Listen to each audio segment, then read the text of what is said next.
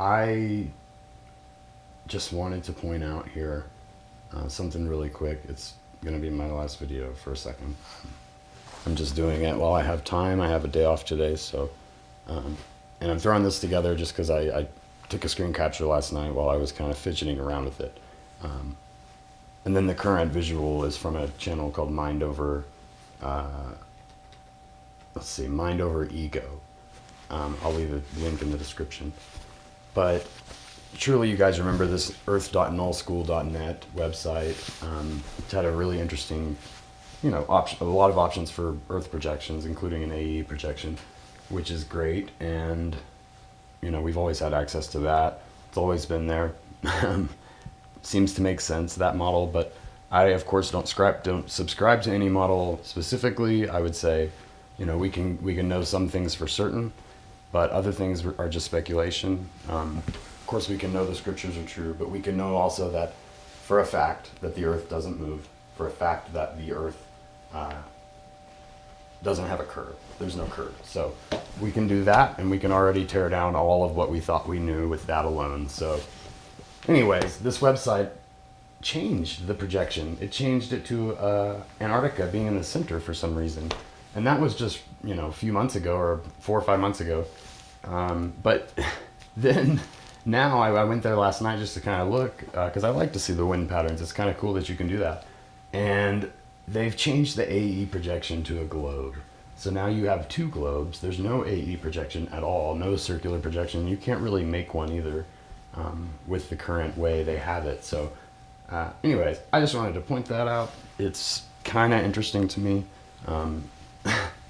It may be that maybe that model is correct. Maybe that's the one. Who knows? But anyways, we don't subscribe to any model, right? Because we don't know for a fact. So we're just gonna bite our tongues on that matter. But we know the Earth is not a ball, so we can start there. And we also know it's not moving, of course. And those of us who understand the scriptures and want to know our Creator, we understand that He is there, right up there. He's just right up there.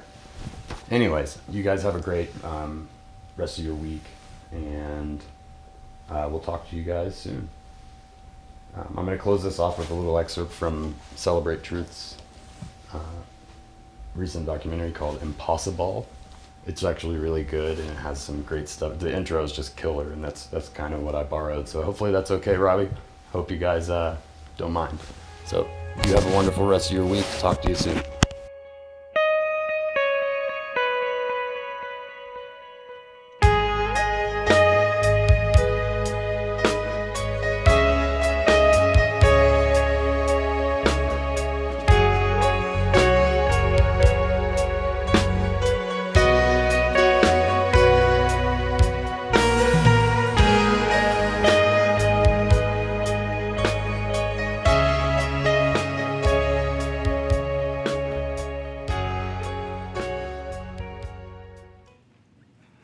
Years ago, when the Russians beat us into space, we didn't deny Sputnik was up there.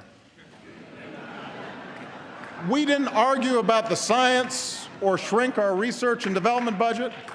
We built a space program almost overnight, and 12 years later, we were walking on the moon.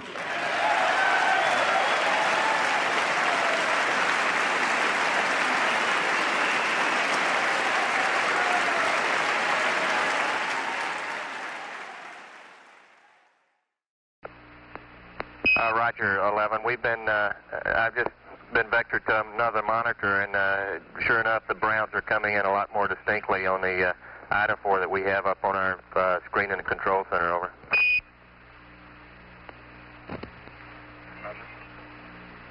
Okay, world, hold on to your hat. I'm going to turn you upside down.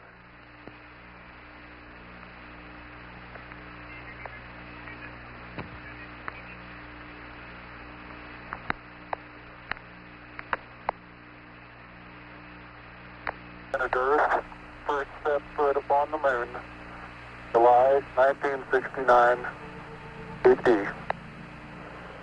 I guess you're about the only person around that doesn't have TV coverage of the scene.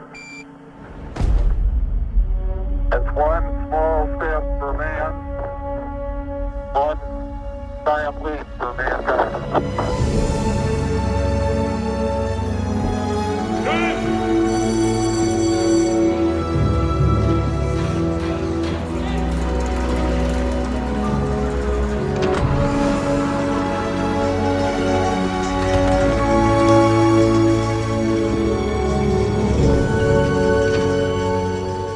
Wait, what? It was a sound stage in New Mexico. That never happened. Let each man say what he deems truth, and let truth itself be commended unto God. God said, "Let the waters under the heaven be gathered together in one place." The dry land appeared. It was so. And God called the dry land what? Earth. Earth. Earth. Now go to verse 14. God said, "Let there be lights in the firmament of the heaven, divide the day from the night. Let them be for signs, seasons, for days and years, and let them be for lights in the firmament of the heaven to give light to the earth." And it was so, and God made two great lights. All right, what are these lights? The what? Sun and the moon. Did you just read in your Bible that the earth is older than the sun? Yes, you did. Yes, you did. You just read in your Bible that the earth was here before the sun. Right? You certainly did. Now that's a big deal. Now here's what you get into. There's two big words I'm going to throw out here to you. That's what I'm giving to you. And I want you to think about it. Geocentric and heliocentric. So what does that mean? It's just a big word. You pay for the education, let the folks know you've been in school. Here's what it means. Geocentric means that the earth is the center of the universe. Heliocentric means that the sun is the center of the universe, known universe, our solar system, and everything revolves around the sun. With a geocentric view, the sun and everything revolves around the earth, and the earth is fixed where it is. Now, here's the thing. My little excursion into this has revealed that most of the people that believe in a geocentric view of the earth also believe that the earth is flat. I'm going to throw some things out there for you this morning. I love debate. If what you believe is real, and you really believe it, and you have a foundation for that belief, you should be able to defend it. I have no respect for somebody who says, well, I believe this and that, and you don't have anything to back it up. I'm not saying I believe in a flat earth. No. But there are some interesting points they make. Let me give you one. How many understand if the earth is a ball out here in space, then it has a curvature to it, right? It has a curvature. It's going to have a curvature. You're going to see a curvature. Now, what's going to be more apparent is the higher you get, the more you're going to be able to see the curvature, right? In other words, you have to get to a point in space where you're able to look down on the earth and see the curvature of the earth. And therefore, prove without a doubt that the earth is round. Now, this gets into the scientific geology or geography or whatever they are, who measure things like this. But did you know that in Lake Michigan, Chicago, Illinois sits on the western bank of Lake Michigan? How many of y'all know that? Chicago, Illinois, it's a good-sized town. At one time, Chicago was the second largest town in America. Chicago, Illinois. It sits right there. It butts right up against Lake Michigan. Right up against it, Lake Michigan. You can go 40 miles across the peninsular part of Michigan. I forget the name of the town over there, and it's in another state. And you can get out there on a boat 40-something miles away from Chicago and look across Lake Michigan, and you can see the skyline of Chicago, Illinois. A meteorologist was talking about what he called what is that thing? A mirage. A mirage. A phenomenon of a mirage. That makes sense, doesn't it? That makes sense for the curvature of the earth. How many are following me here now? See, he was trying to explain to people, how can we 40 miles away see And Chicago? what you're seeing here is a mirage. And he was Typically- explaining to them how that the light was coming up and bouncing back down, and it was a mirage. You weren't really seeing Chicago by looking straight at it. You were seeing a reflection of Chicago through the clouds and the atmosphere and whatever else is up there. So these guys up there, they got in this boat. You've always got somebody like this. They hooked up their cameras. They had to wait for a certain day to come clear enough, because 40 miles is a long way to see, folks. And they got in their boat, and they hooked up their cameras, and they focused in on Chicago. You could barely see it, barely, because of the haze and the distance. But they kept their cameras trained on Chicago, Illinois, and they began to cross Lake Michigan. And do you know something?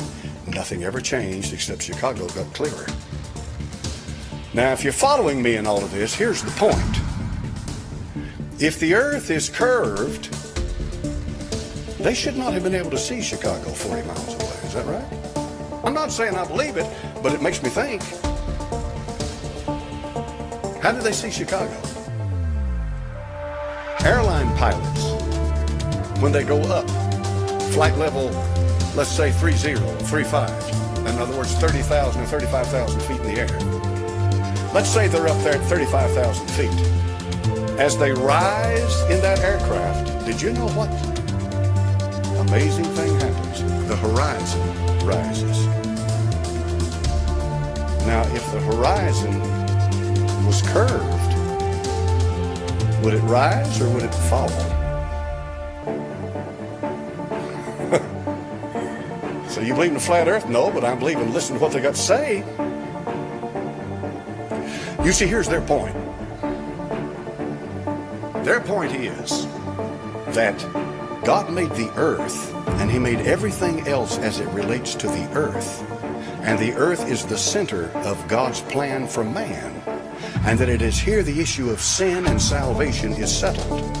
And that because of that, the earth is primary and is of primary importance in God's creation. In plain words, you're not going to find anything out there that is nearly as important as what you've got going on here. Now, as far as that's concerned, I go with them 100%. I'm going to read a little more about the flat earth. Here's why. I may never believe the earth is flat, but I may learn a lot of things from it that may help me understand my Bible in ways that I could never understand it before.